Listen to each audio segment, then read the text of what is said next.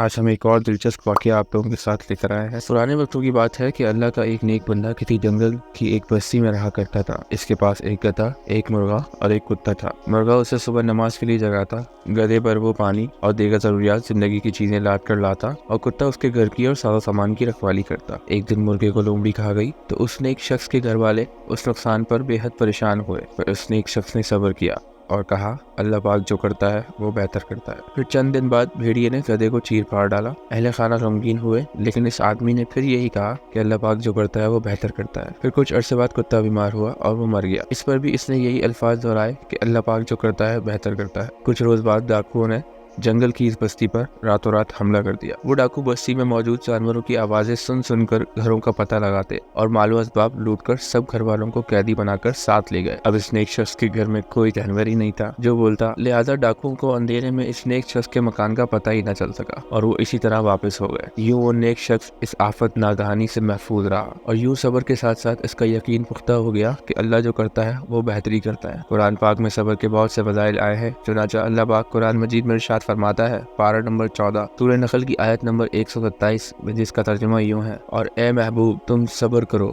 اور تمہارا صبر اللہ پاک ہی کی توفیق سے ہے۔ اس کے بعد پارہ 23 سورہ زمر آیت نمبر 10 میں آتا ہے کہ جو لوگ صبر سے کام لیتے ہیں ان کا ثواب انہیں بے حساب دیا جائے گا۔ سورہ بقرہ کی آیت نمبر 155 میں آتا ہے کہ اور ضرور ہم تمہیں آزمائیں گے کہ کچھ ڈر اور بھوک سے اور کچھ مالوں اور جانوں اور پھلوں کی کمی سے، اور خوشخبری سنا دو ان صبر کرنے والوں۔ اسی طریقے کے دلچسپ واقعات آپ کے لیفٹ اور رائٹ میں موجود ہیں، کسی پر بھی کلک کر کے جس میں آپ میری آواز دوبارہ۔ شکریہ، اپنا بہت سارا خیال رکھیے گا۔ اللہ حافظ۔